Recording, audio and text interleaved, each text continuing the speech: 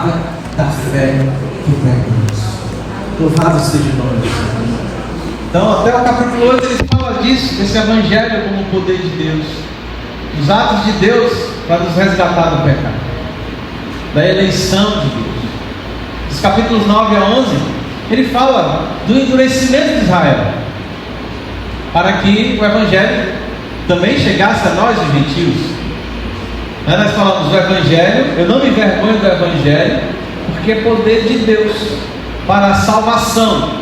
Aí ali Paulo diz, primeiro do judeu e também do grego. A salvação é primeiro para o judeu, porque a salvação veio pelos judeus. Em João capítulo 1, a partir do versículo 8, a Bíblia diz assim: ele veio para o que era seus, mas os seus não receberam. Mas todos quantos receberam, deu-lhes o poder de serem feitos filhos de Deus, a saber, os que creem no seu nome. Amém, irmãos? Amém. Eu e você, os que cremos em Jesus Cristo, confessamos Jesus Cristo como nosso Senhor e Salvador, recebemos a vida de Deus. Agora somos filhos de Deus. E a Bíblia diz: e sendo filhos, somos também herdeiros de Deus, co-herdeiros com Cristo. Aleluia! Nós somos irmãos, amém, irmãos? Co-herdeiros, somos herdeiros da mesma graça. Isso é maravilhoso.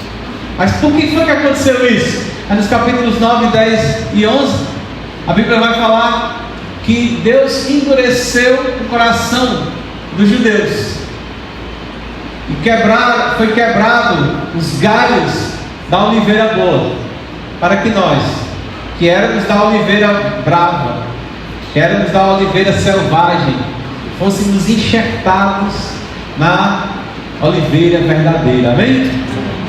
E agora não há mais distinção entre judeu e grego. A Bíblia diz: uma vez que Ele é Senhor de todos, rico para com todos os que o invocam.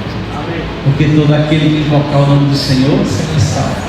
Não importa se você é judeu, não importa se você é grego, não importa se você é um gentio ou um judeu, você foi enxertado, amém? E agora nós participamos juntos da raiz e da seiva, amém, amados? Há um só povo de Deus. Nós somos o povo de Deus nesta terra. E isso foi pela misericórdia de Deus.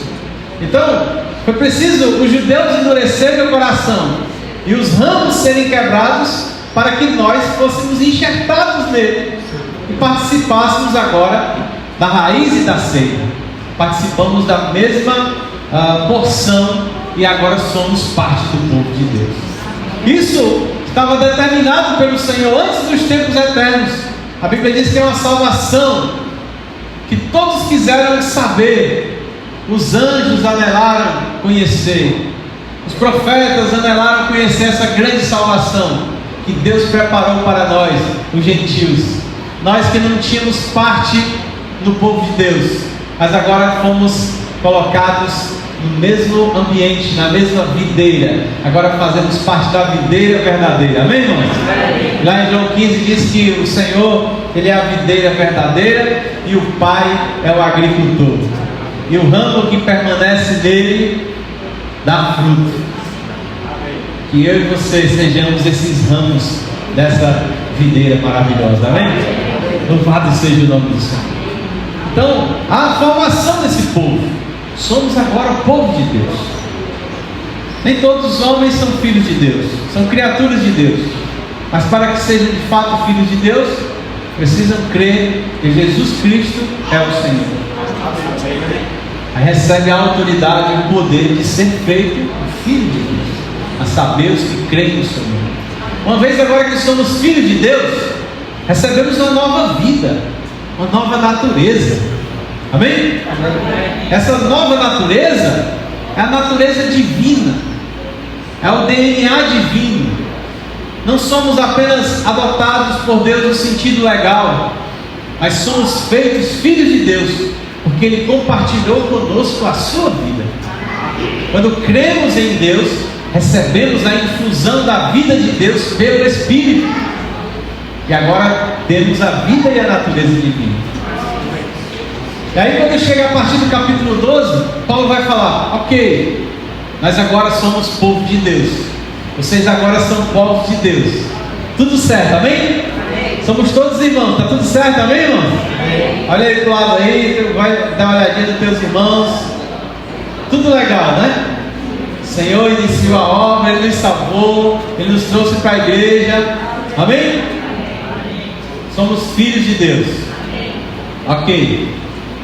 Mas agora precisamos viver como filhos de Deus, amém? E Paulo sempre faz isso nas suas epístolas, né? Sempre ele mostra a visão, ele mostra a doutrina, e depois ele mostra a prática. Então a partir do capítulo 12, ele vai mostrar como vivem os que creem, como vive o povo de Deus. E aí nós precisamos, né, entender que não é como devem viver, mas é como vivem. Porque o Senhor não nos deu, como eu já falei no início, Ele não nos deu uma série de regulamentos para a gente seguir, mas Ele nos deu uma vida para viver. Amém? Ele nos deu vida. Estando nós mortos em nossos delitos e pecados, Ele nos deu vida. E essa vida, ela muda as nossas atitudes. Ela muda a nossa maneira de ver o mundo. Ela muda a nossa maneira de se relacionar com as pessoas. Muda a maneira de se relacionar com os irmãos, com as pessoas do mundo, com os nossos inimigos. Isso foi o que nós vimos na semana passada. 4 atitudes. Ele fala, nossa atitude pessoal no capítulo 12, né? Nossa atitude pessoal no capítulo 12, no versículo 3, ele fala assim, ó, Romanos 12, 3: porque pela graça que me foi dada, digo a cada um de vós, que não pense de si mesmo além do que convém, antes pense com moderação, segundo a medida da fé que Deus repartiu a cada um. Então a nossa autoimagem, quando nós recebemos a vida de Deus, nós nos enxergamos de uma maneira adequada. Aqui ele diz que não pense de si mesmo além do que convém. Algumas pessoas têm um ego muito inchado, muito inflado, né? E se acha a última bolacha do pacote, né? Como o Lucas falou na semana passada, a última Coca-Cola do deserto. Se não tiver eu aqui, como é que vai ser? Eu sou o cara, né? Aí como o baixinho lá, né? Deus olhou para mim e disse, esse é o cara, né? Então muitas pessoas são assim, né? Tem uma imagem muito equivocada a respeito de si mesmo. Mas o que Jesus vem falar aqui? A palavra de Deus vem falar aqui por meio do apóstolo Paulo. Olha, pensa com moderação. Não pensa de si mesmo além do que convém. Você não pode pensar, se achar, né? Por outro lado, você também não pode ter uma baixa estima, uma baixa autoestima, né? Uma autoestima é aquilo como você se vê. Você não pode se ver superior aos outros, mas você também não pode se ver inferior. Não. A Bíblia diz que nós precisamos de moderação. Amém? Não pense em si mesmo além do que convém, antes pense com moderação, segundo a medida da fé que Deus repartiu a cada um, né? Então a gente até compartilhou no grupo familiar. Gente, a medida da fé, aqui às vezes a gente perverte tudo a palavra de Deus, né? A medida da fé, eu tenho mais fé do que o Pedro.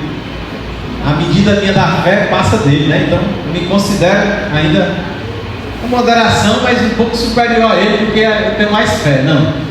A medida da fé aqui é a fé que Deus, é a fé comum, a fé que Deus repartiu a cada um. O que é que a fé diz sobre nós? Nós acabamos de compartilhar que somos apenas pecadores miseráveis alcançados pela graça. Amém? Tem uma frase, né, famosa aí que roda aí na internet, que diz assim: o evangelho é um mendigo dizendo para o outro aonde encontrou pão. Amém? Então, assim somos nós. Quando nós saímos aqui de dentro do local de reunião, qual deve ser a nossa atitude? Compartilhar com o outro. Onde é que tem pão? Amém, irmãos? Devemos sair e pregar o Evangelho. Pregar o Evangelho. Mas, nos ter uma imagem adequada, uma autoimagem adequada. Não somos superiores, não somos inferiores, somos importantes porque Deus nos escolheu. Amém? Porque a misericórdia de Deus nos alcançou. Então, por um lado, não éramos merecedores, mas Deus te alcançou. Por outro lado, agora somos filhos, temos uma identidade, somos filhos amados de Deus. Amém? Então você também pode ficar assim achando: puxa, eu sou a pior pessoa do mundo, né? A pior desgraça que existe na face da terra. Isso aí também é pensamento do diabo. Não, irmãos, você agora é um filho, é uma filha de Deus. Diga assim: eu sou filho de Deus.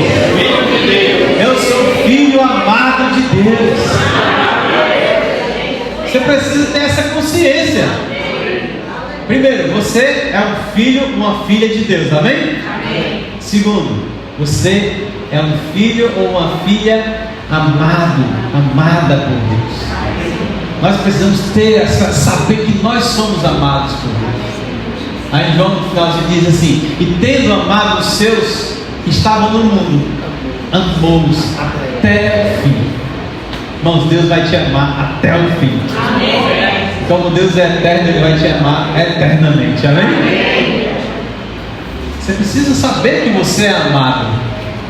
Eu gosto muito de João, né? O Evangelho de João. Não canso de falar sobre isso. Eu descobri isso, eu fiquei assim, né? Puxa. Todos sabemos que João era um discípulo amado, né? Michelangelo desenhou lá a Santa Ceia, né? Tudo mentira, né?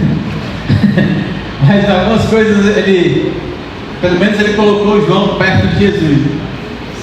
Porque a Bíblia diz que João reclinava a sua cabeça no peito de Jesus. Então até ali está certo, né? Só não está certo a mesa, porque eles comiam sentados no chão. Não tinha muito aquela mesa europeia, né? Era um costume judeu. Eles comiam sentados no chão, mas João estava ali. João era um discípulo amado. Todo mundo sabe disso. Discípulo, tem gente que diz o discípulo do amor, né? João, discípulo amado. Mas aonde é que diz que João era um discípulo amado? Onde está escrito? Quem falou que João era um discípulo amado? Ele mesmo. Você vai ver nos outros 3 evangelhos, não é mencionado isso. Apenas no evangelho de João, que ele mesmo escreveu, ele diz: o discípulo a quem Jesus amava. Por quê? Porque ele sabia que era amado pelo Senhor. Quero que nesta noite o Senhor possa tocar no teu coração e você se sinta amado pelo Senhor. O mundo é carente de amor, né? Eu não sei se você, na sua infância, você recebeu um abraço do seu pai, se você se sentiu amado pelo seu pai, amado pela sua mãe. Talvez você não tenha tido essa experiência. Talvez agora você precise ser amado por alguém. Eu quero dizer para você, independente de qualquer coisa, Deus te ama. Amém? Deus te ama. Deus te quer bem. Deus, Ele quer te abraçar. Amém, irmão? Se sinta amado pelo Senhor. Essa é a nossa identidade. Eu sou um filho amado de Deus. Se você sair daqui com essa verdade, não precisava nem concluir, né? Eu vou continuar porque eu tenho uma tarefa aqui a cumprir. Mas eu queria que vocês saíssem daqui com essa frase na cabeça: eu sou filho amado de Deus. Amém? Eu sou uma filha amada de Deus. Quando você tem uma identidade firme e forte, nada vai te abalar. Alguém vai chegar e vai dizer para você: você tem um defeito assim, você é assado, né? Ah, você fez uma coisa, mas não foi tão bem. Ah, aquilo que você faz, qualquer um faz. E é assim, não é verdade? Quando a gente mete o pé no mundo, o mundo nunca ajuda, irmãos. O mundo quer te destruir. O mundo quer te ver para baixo. Mas eu quero dizer para você, Jesus, ele morreu para te dar a vida. Amém. E a vida que ele te deu é a vida do Pai. Amém? Amém. É a vida de Deus.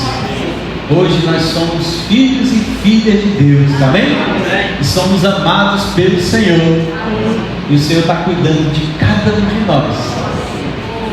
Porque Ele não quer apenas te fazer feliz, mas Ele quer te introduzir na sua própria glória. Isso é muito maior do que qualquer riqueza desse mundo. Amém? Amém. Você crê nisso aí? Amém. Crê muito ou pouco? Crê pouco? Crê, apenas acredita ou entendeu? Amém? Amém.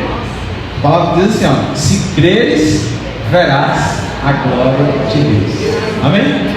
A palavra de Deus, ela é falada para todos, mas ela só faz efeito em quem crê. Então, se você crê, você verá a glória de Deus manifestada na tua vida. Então, essa é a nossa autoimagem.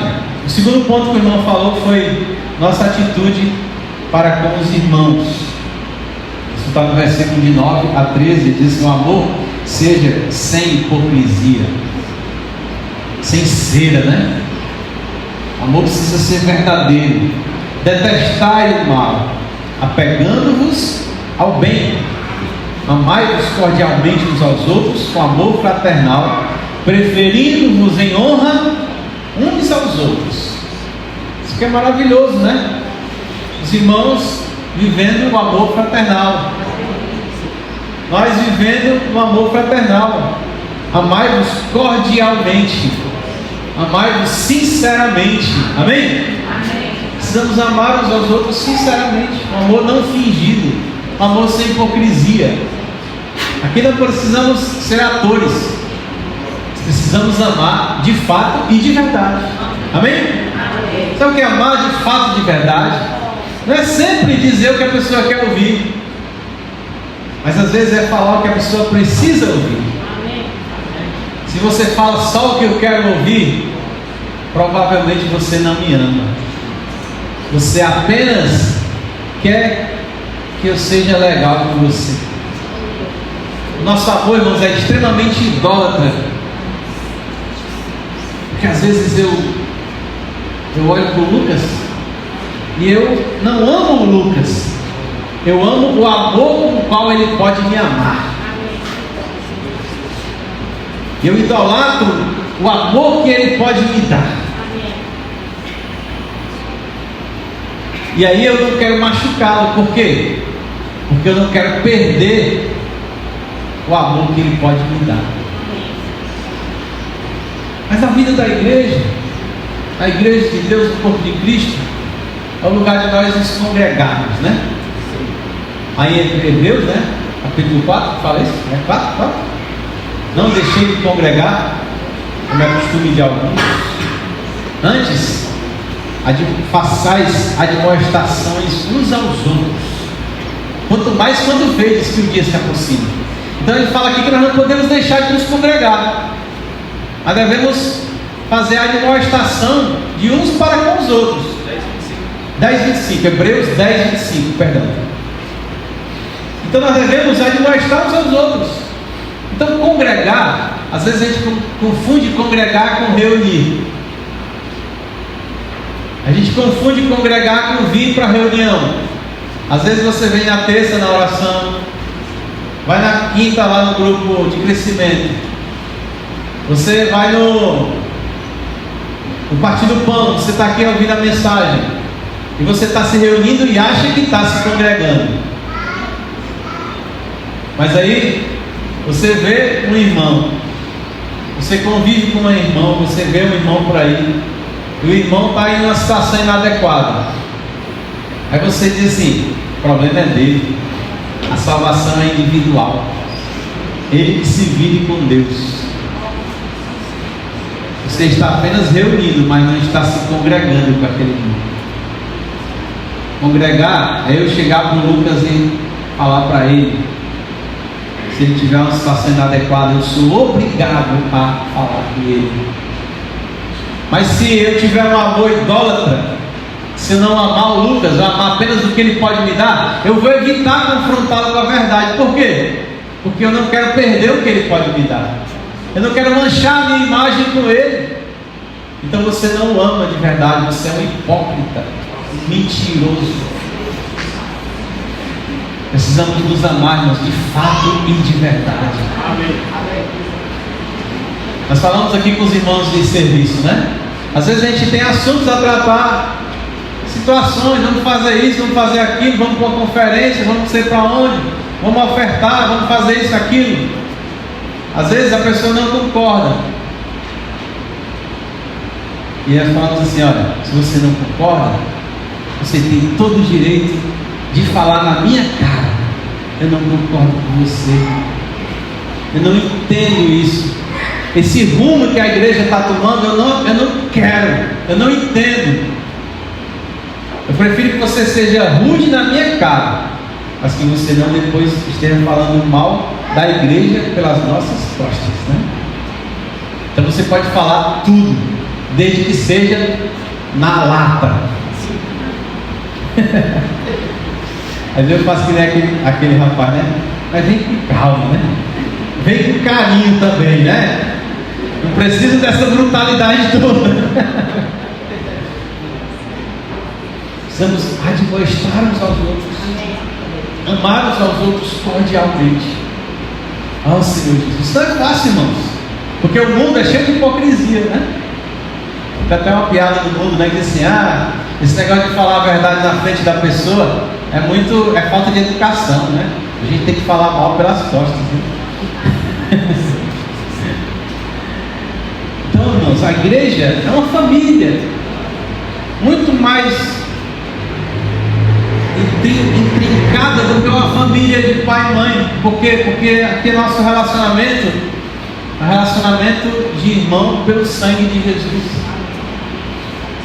Então, se você começa, se o Senhor te chamou para a igreja, te prepara, as pessoas vão começar a se meter na tua vida.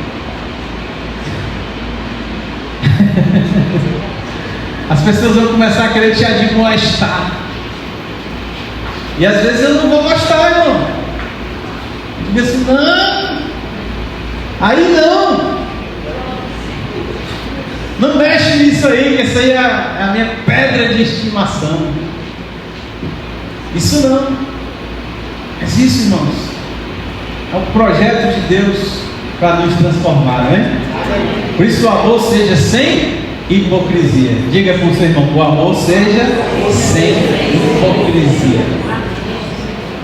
Então vamos ajudar uns aos outros. Eu fico chateando vocês, né? Dizendo assim, fala para o irmão, né? Fala para o irmão que está do teu lado, né? Isso é chato demais, né? Mas é para treinar, né? Para a gente treinar, a falar com o outro, sem ser aqui dentro da reunião também. A gente agoniar o juízo do outro, né? Sem ser aqui dentro do local de reunião também. Amém? Outra situação é a nossa atitude para com os inimigos. Isso está no versículos 14 até o 21. Capítulo 12, 14 a 21. Abençoai os que vos perseguem.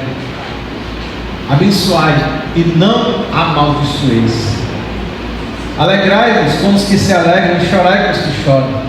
Tende o mesmo sentimento uns para com os outros. Em lugar de sermos orgulhosos, condescendei com o que é humilde. Não sejais sábio aos vossos próprios olhos. Não torneis a ninguém mal por mal. Esforçai-vos por fazer o bem perante todos os homens. Se possível, quando depender de vós, tende paz com todos os homens. Não vos vingueis a vós mesmos, amados, mas dai lugar à ira, porque está escrito: a mim pertence a vingança, eu é que retribuirei, diz o Senhor. Pelo contrário, vamos ler isso aqui juntos? Pelo contrário, se o teu inimigo tiver fome, dá-lhe de comer. Se tiver sede, dá-lhe de beber, porque fazendo isso, amontoarás brasas vivas sobre a sua cabeça. Não te deixes vencer do mal, mas vence o mal com o bem. Então essa é a nossa atitude para com os nossos inimigos. Olha só, se teu inimigo tiver fome, dá-lhe de comer. Se tiver sede, dá-lhe de beber. Isso aqui não é fácil, irmãos. A gente está compartilhando quinta-feira lá no nosso grupo, né? Quem consegue fazer isso aqui? Quem consegue?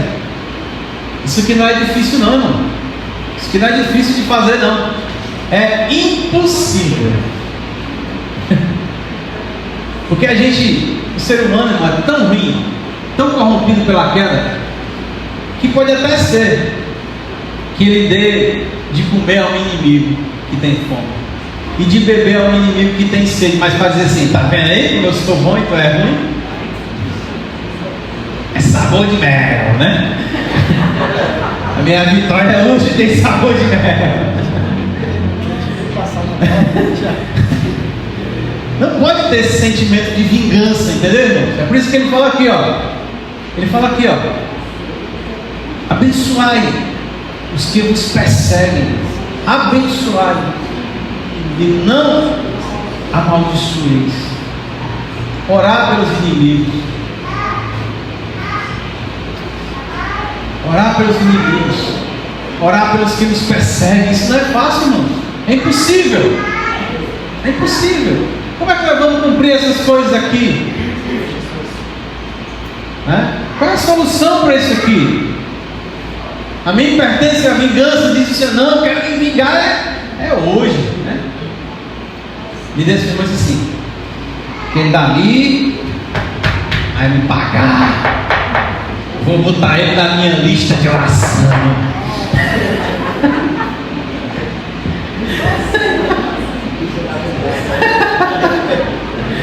Misericórdia, né? Vou colocar a brasa na cabeça dele. Oh, Senhor Jesus. Literalmente. Não é esse sentimento de vingança, é um sentimento que vem de Deus. Mas esse sentimento não é natural nosso, porque nós somos corrompidos pela queda e nós queremos a vingança, e aqui tem que ser logo. É verdade? Os Estados Unidos, país conhecido como país cristão, maior democracia do mundo, maior poderio militar do mundo, e só ensina a se vingar. Todo filme americano, a maioria, é ensinando a vingança. E eles são cristãos, mas eles querem se vingar. Eles querem matar a gente, né? Tirar do mapa. Ó Senhor Jesus. Então, irmãos, a vingança é algo que clama dentro de nós. A Bíblia diz que o sangue de Abel clama até hoje por vingança. Muitas vezes esse é o nosso sentimento. Mas como é que nós vamos praticar essa palavra aqui? Esse é o viver dos que creem. Quando eu vejo esse padrão aqui, meus amados, eu me desespero diante do Senhor. Meu Deus, não tem jeito. Não tem jeito. Como nós vamos fazer isso? Martim Lutero dizia: justos, mas pecadores. Somos justos, mas ainda pecadores. Somos salvos, mas ainda sendo salvos. Estamos no caminho, mas ainda não chegamos lá. Isso indica que nós estamos confinados nesse lugar, nesse aprisco que nós chamamos de igreja de Deus.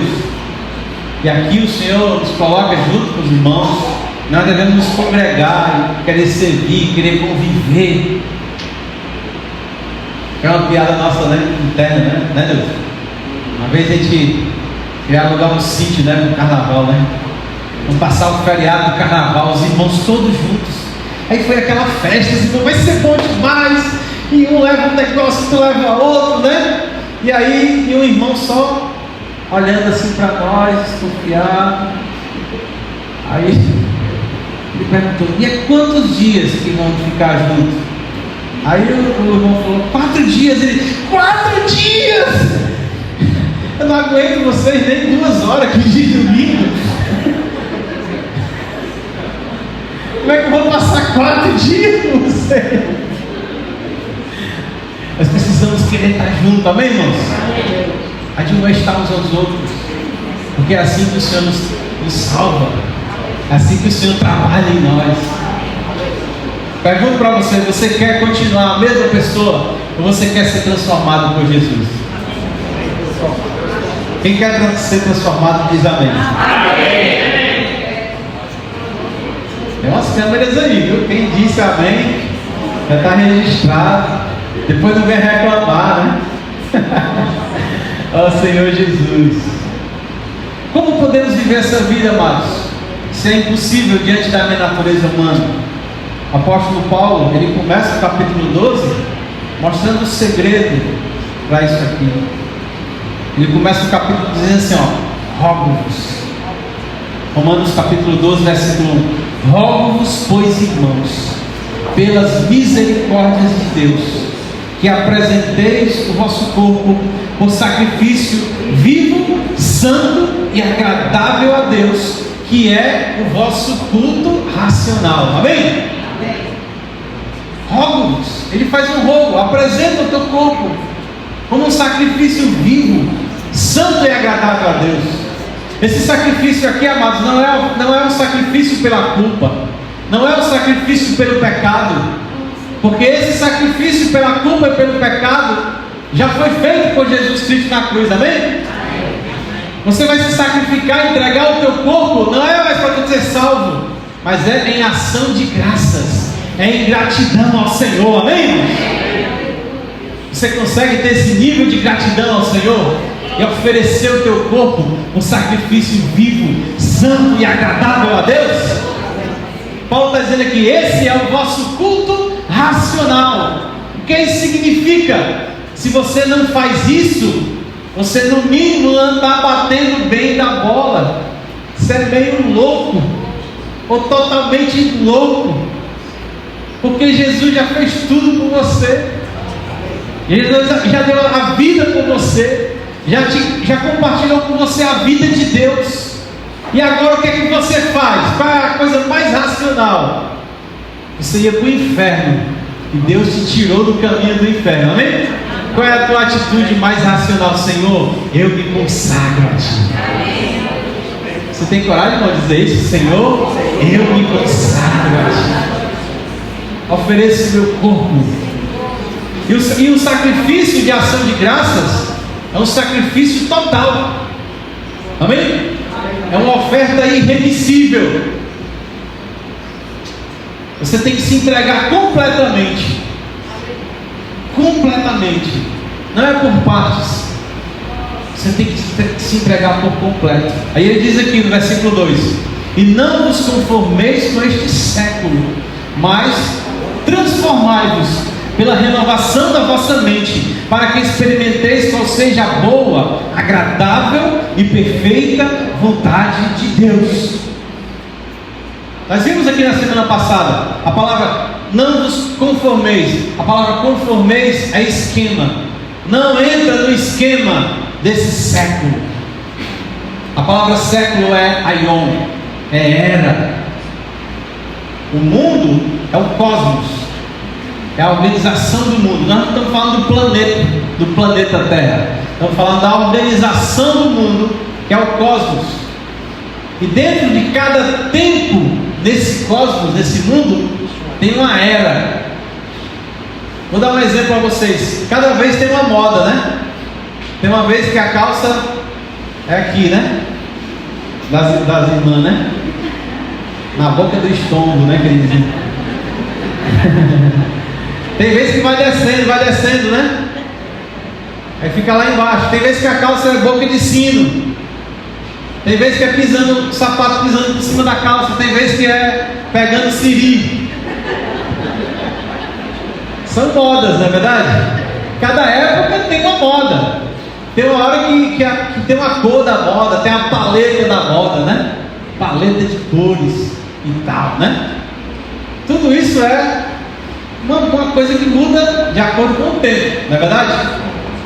Há algumas pessoas que ditam a moda. E essa era, ele diz assim: não entra no esquema desse século, não entra no esquema dessa era, mas transformai-vos. Transformai-vos aqui é metamorfose, é metamorfose, muda de essência, mas transformai-vos através de quê? Pela renovação da vossa mente. Diz para o irmão que está do seu lado: transformai-vos pela renovação da vossa mente. Para quê? Para quê, irmãos? Para que experimenteis qual seja a boa, agradável e perfeita vontade de Deus. Você quer ser abençoado? Quem quer ser abençoado aqui diz amém. Não vos conformeis com este século, mas transformai-vos pela renovação da vossa mente. Amém? Uma mente nova, uma mente transformada. Ó Senhor Jesus. Quando nós temos uma mente transformada, nós passamos a viver de acordo com a palavra de Deus. Aí é assim que vivem os que creem. Você agora tem uma mente transformada, um corpo consagrado. O resultado disso é um espírito fervoroso para servir a Deus. Muitas vezes a gente não tem vontade de se reunir, a gente não tem vontade de servir, a gente não tem vontade de pregar o Evangelho. Por que, irmão? Porque não ofereceu o corpo, porque não renovou a mente. Mas se você fizer essas coisas, no versículo 11 diz assim, ó: no zelo não sejais remiissos, sede fervorosos de espírito, servindo ao Senhor. Você quer ser fervoroso de espírito? Apresente o seu corpo, renove a sua mente, aí você vai ser fervoroso de espírito, servindo ao Senhor. Porque o Senhor quer nosso corpo, alma e espírito, corpo, mente e espírito, corpo consagrado, mente renovada, espírito fervoroso, o homem completo, servindo completamente a Deus. Amém? Você deseja ter tal vida plena? Ofereça o seu corpo, renove a sua mente, tenha um espírito fervoroso servindo ao Senhor. Quem deseja isso aí diz amém? Então, na semana passada nós encerramos lendo João capítulo 13, o Evangelho de João capítulo 13, versículos 14 a 17.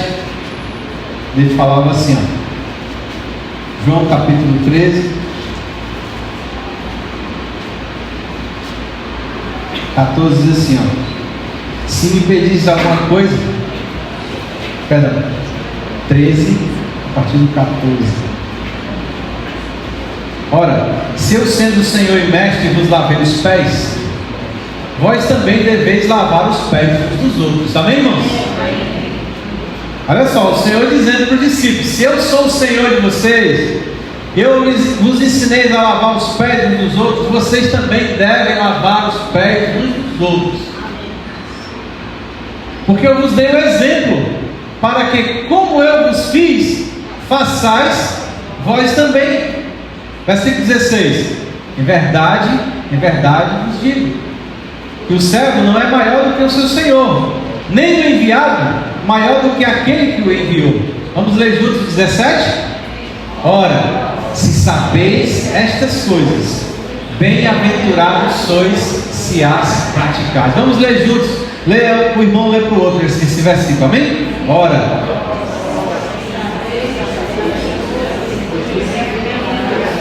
bem-aventurados sois se as praticais. Agora abre lá em Tiago.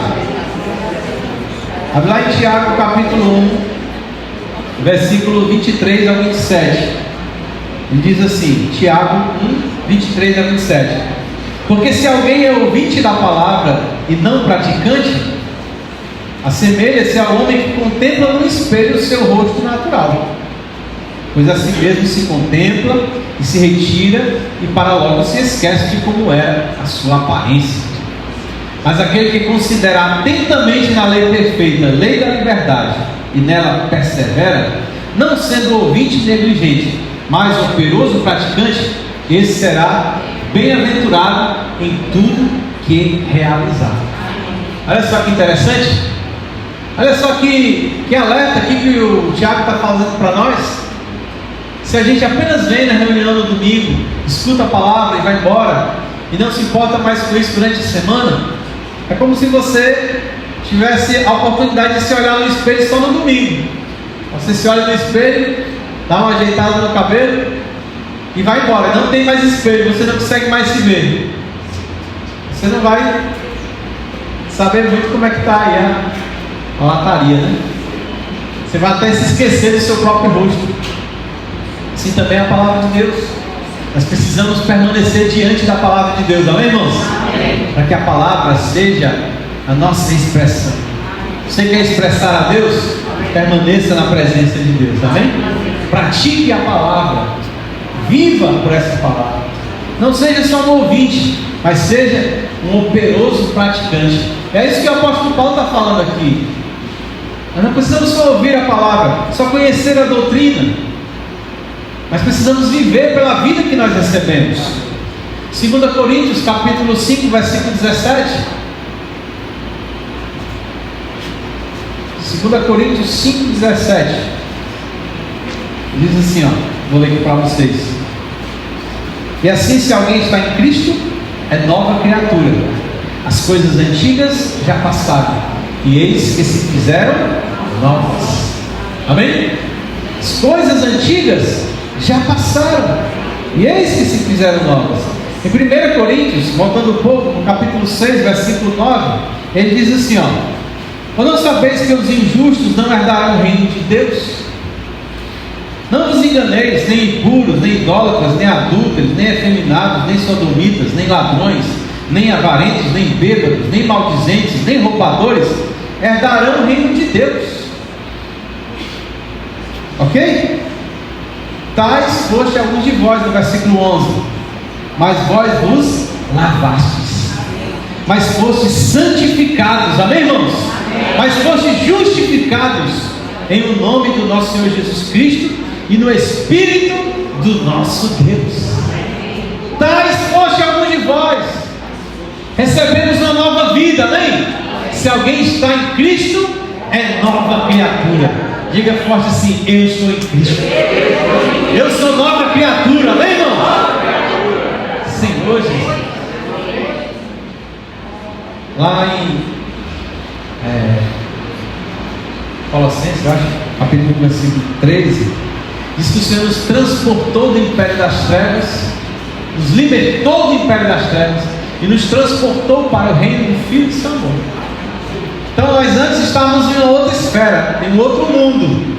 Esse mundo era o império das trevas. Mas uma vez que você foi alcançado pela misericórdia e a graça de Cristo te alcançou, você agora não está mais no reino das trevas. Você está agora dentro do Filho de Deus, do Filho do amor do Pai, amém? Você sente essa mudança de esfera? Como se você estivesse em um lado da escuridão, mas agora você foi transferido para a luz. Você foi transportado. Quem crê diz amém. Amém. Você foi transportado. Você agora vive uma outra realidade. Então por isso eu falei no início, nós somos peregrinos. Peregrinos porque vivemos entre dois mundos. No reino de Deus, lutando contra o império das trevas. Mas ainda estamos aqui no mundo. Estamos nesse mundo, mas não somos do mundo.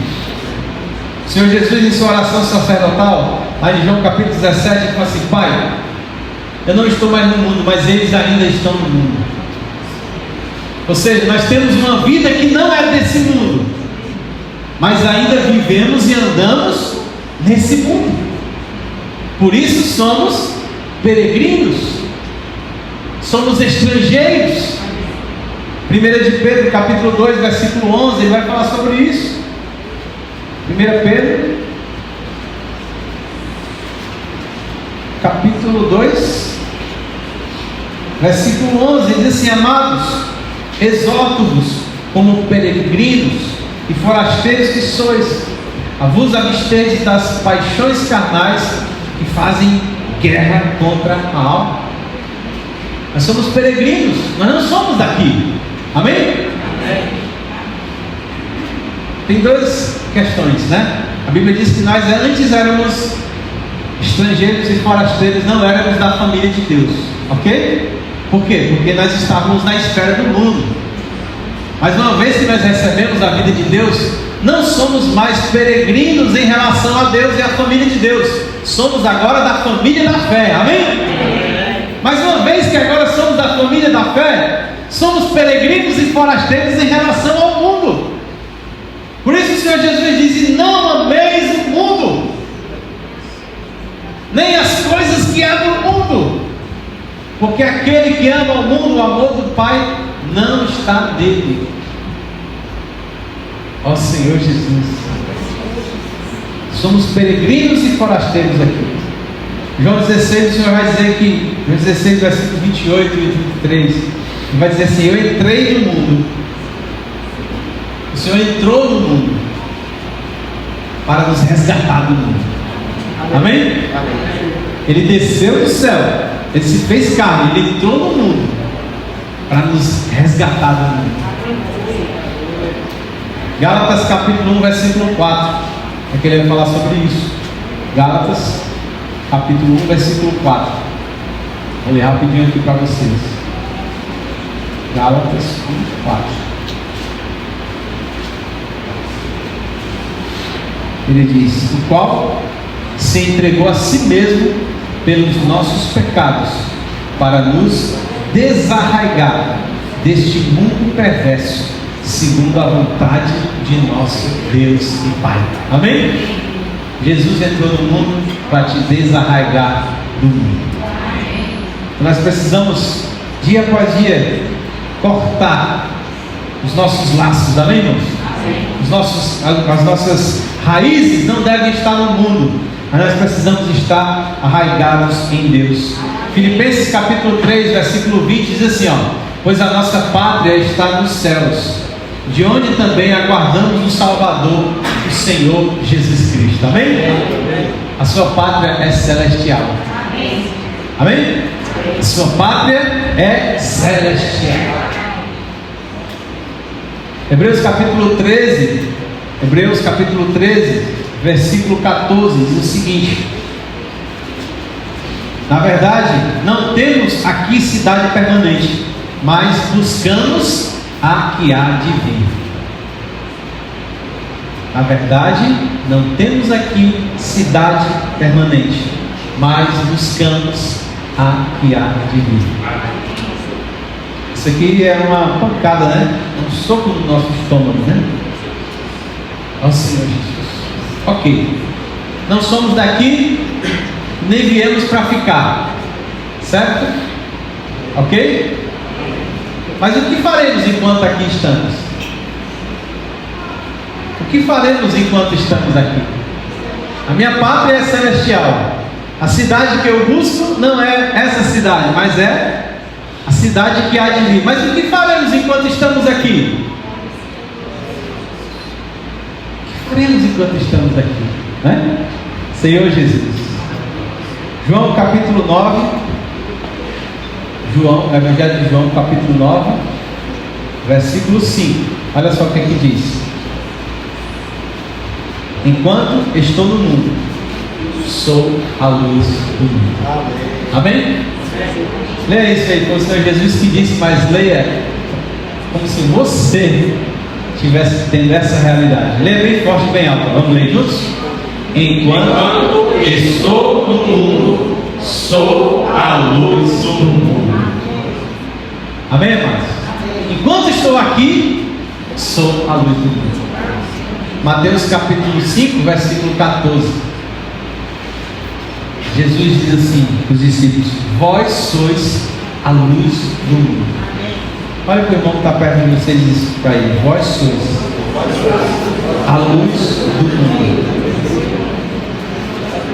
Efésios capítulo 5, versículo 8, ele diz assim: antes erais trevas, mas agora sois luz. Amém? Vamos falar bem forte isso aqui? Antes erais trevas, mas agora sois luz. Aleluia.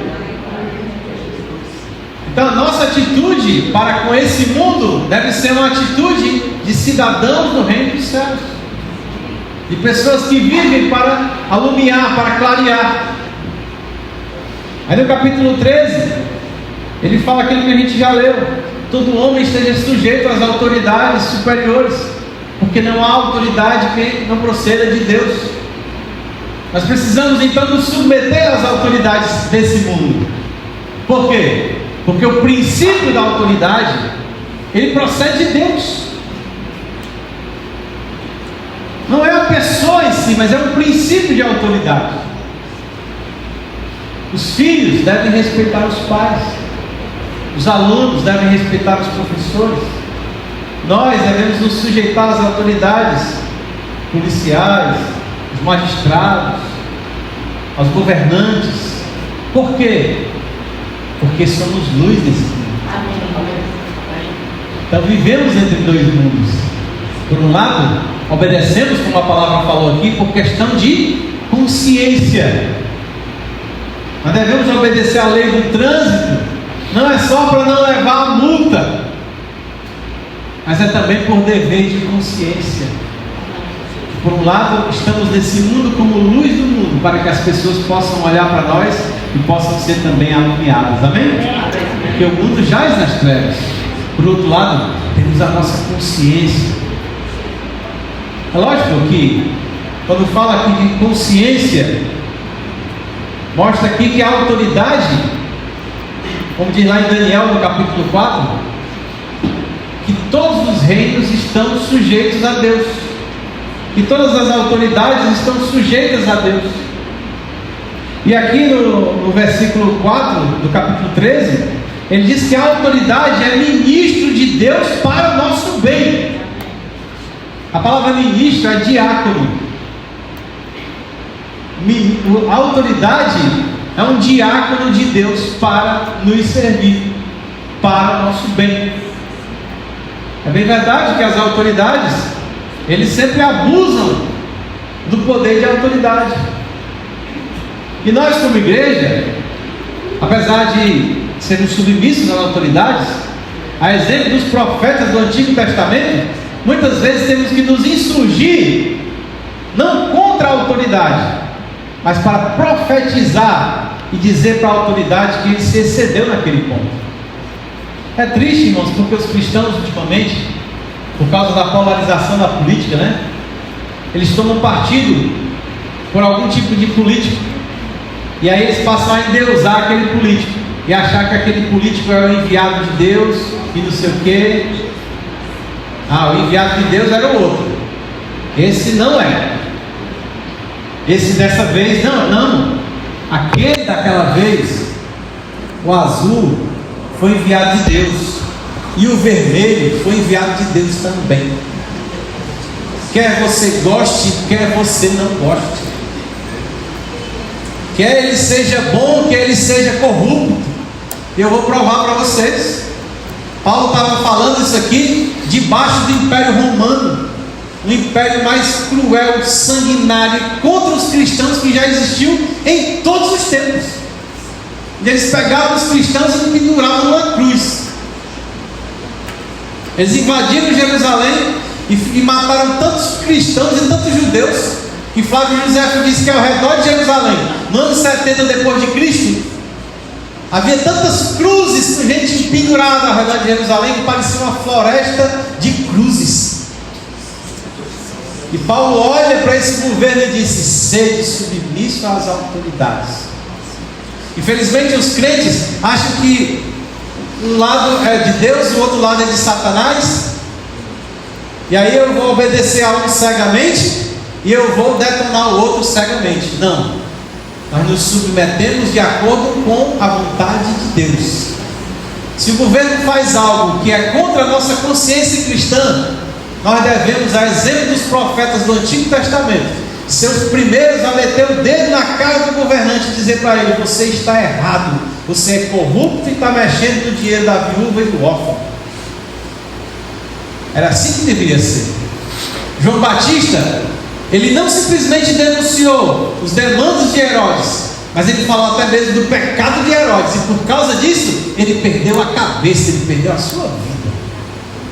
Mas muitas vezes os crentes estão passando pano para político.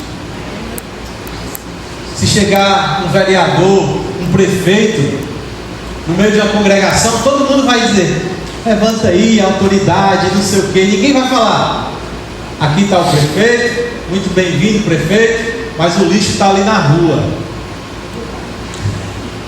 É assim que a gente deveria se comportar.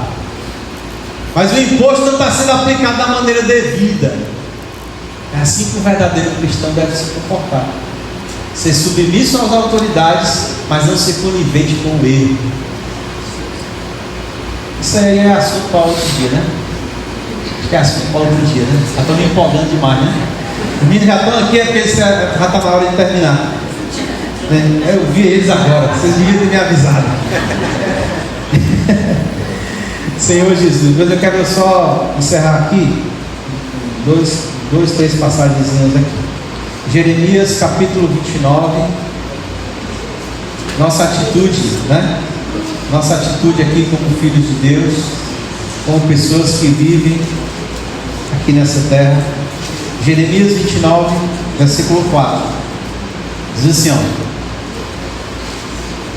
assim pois diz o Senhor dos Exércitos a todos os exilados, a todos os peregrinos. Amém? Quem é peregrino aí diz amém? Amém. Versículo 5: edificai casas e habitai nelas, enquanto vocês estiverem aqui, tá bom? Edificai casas e habitai nelas, plantai pomares e comei o seu fruto, tomai esposas, gerai filhos e filhas, tomai esposas para vossos filhos e dai vossas filhas a maridos, para que tenham filhos e filhas. Multiplicai-vos aí onde você está. Amém? E não vos diminuais. Versículo 7: procurai a paz da cidade, para onde vos desterrei, e orai por ela ao Senhor, porque na sua paz vós tereis a paz. Amém, amados? Porque assim diz o Senhor dos Exércitos, Deus de Israel: não vos enganem, vossos profetas que estão no meio de vós, nem os vossos adivinhos, nem deis ouvidos aos vossos sonhadores, que sempre sonham de acordo com o seu desejo, porque falsamente vos profetizam eles em meu nome. Eu não os enviei, diz o Senhor. Aqui o Senhor estava advertindo, porque tinha alguns aqui dizendo que era para eles amaldiçoarem lá o lugar onde eles estavam em deserção. Então nós não devemos amaldiçoar esse mundo, não devemos ficar amaldiçoando as autoridades. Não, moço, nós devemos orar pela paz, amém? Orar pela paz da nossa cidade, orar pelas autoridades, para que eles possam exercer a autoridade de acordo com o propósito de Deus. É aqui diz: assim diz o Senhor, logo que se cumprirem para a Babilônia os 70 anos, atentarei para vós outros, e cumprirei para convosco a minha boa palavra, tornando a trazer-vos para este lugar. Assim como foi com o povo de Israel que estava preso em Babilônia, um dia também vai acabar o nosso tempo aqui, amém, amados? E o Senhor irá de nos buscar para a nossa verdadeira pátria, amém? Eu sei, eu é que sei, versículo 11: que pensamentos tenho a vosso respeito, diz o Senhor, pensamentos de paz e não de mal, para vos dar o fim que desejais. Versículo 12, vamos ler juntos? Então me invocareis, passareis a orar a mim, e eu vos ouvirei. Versículo 13: buscar-me-eis e me achareis, quando me buscares de todo o vosso coração. Serei achado de vós, diz o Senhor, e farei mudar a vossa sorte. Congregar-vos-ei a todas as nações e todos os lugares para onde vos lancei, diz o Senhor, e tornarei a trazer-vos ao lugar de onde vos mandei para o exílio. Louvado seja o nome do Senhor. Então me invocareis, passareis a orar a mim, e eu vos ouvirei. Amém? Que nós possamos, enquanto vivemos como peregrinos e forasteiros aqui nessa terra, viver com o nosso corpo consagrado, mente renovada, espírito fervoroso, amém? Servindo ao Senhor, invocando o seu nome, orando pela paz da nossa cidade, orando pelas autoridades, sendo submissos e fiéis. Assim o Senhor há de voltar buscar um povo exclusivamente seu. Quem crê na palavra de Deus diz amém. Amém. Quem puder ficar de pé, fica de pé para a gente orar, amém, irmãos? Ó Senhor Jesus, diante de tudo isso que foi falado, meus queridos, nós não podemos perder o nosso foco, amém? Mais uma vez eu quero que você olhe para o irmão que está ao seu lado. Diga assim para ele: não perca o seu foco. Não perca o foco. Não perca o foco. Você não é daqui, você não faz parte desse mundo, amém? Eu quero que você fale. Eu vou ler esses versículos aqui, ó. Eu quero que você olhe no olho do seu irmão. Eu quero que você fale bem forte para ele, tá certo? Amém? Romanos capítulo 13, versículos de 11 a 14. Vamos ler uns para os outros. Pega a tua Bíblia aí e lê para o irmão que está do teu lado. Diz assim para ele, ó: e digo isso a vós outros que conheceis o tempo. Já é hora de vos despertar do sono, porque a nossa salvação está agora mais perto do que quando no princípio cremos. Vai alta a noite e vem chegando o dia. Deixemos, pois, as obras das trevas e revistamos-nos das armas da luz. Andemos dignamente, como em pleno dia, não em orgias e bebedices, não em pudicícias e dissoluções, não em contendas e ciúmes, mas revestimos do Senhor Jesus Cristo e nada disponhais para a carne no tocante às suas concupiscências, mas revestidos do Senhor Jesus Cristo. Amém? Vamos nos revestir do Senhor Jesus Cristo. Amém. Ó Senhor Jesus. Ó Senhor Jesus. Quero orar com você, mas que você não vai embora. Já está terminando, não vai embora. Amém? Quero orar com você. Vamos orar juntos, amém? Senhor Jesus. Amém. Obrigado, Senhor, pela tua palavra. Sim, Senhor. Tudo que tu tem revelado para nós é aquilo que está no teu coração. Amém. Ó Senhor Jesus. Amém. Obrigado, Senhor, porque tu és um Deus que nos salva. Sim, Senhor. Ó, que nos salvou no passado, amém, que nos salva no presente, amém, e continuará a salvar. Ó Senhor Jesus. Amém. Obrigado, Senhor, porque estamos aqui juntos, porque estamos congregados, podemos admoestar uns aos outros, podemos confrontar com a verdade, mas expressando o verdadeiro amor, sem hipocrisia. Ó Senhor Jesus, Senhor, todas essas coisas são muito difíceis para nós, mas nós cremos que é pela transformação da nossa mente, pela consagração do nosso corpo, Senhor, que teremos uma mente renovada, a uma vida nova, Senhor, e assim poderemos realizar todas essas coisas, não de acordo com a nossa capacidade, mas sim com o teu Espírito atuando dentro de cada um de nós. Uma nova vida, pela vida nova que recebemos. Ó Senhor Jesus, abençoa cada um que está aqui presente nessa reunião. Abençoa também as nossas famílias, aqui por nós representadas, seja com a nossa saúde espiritual, nossa saúde física, nossa saúde emocional. Cuide de cada aspecto do nosso viver. Em teu nome santo, Senhor, nós te pedimos essas coisas. Amém. Jesus é o Senhor.